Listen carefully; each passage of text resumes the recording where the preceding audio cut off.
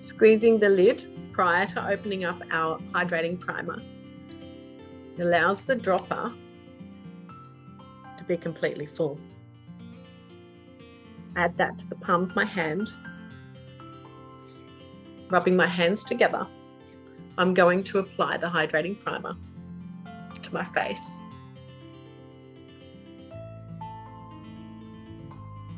Across my eyelids.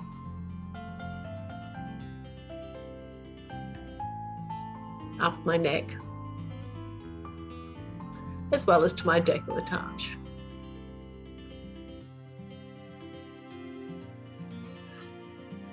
It's reduced the appearance of my fine lines and my overextended pores. By using the hydrating primer under my foundation, it's going to give a stunning, dewy finish to my face.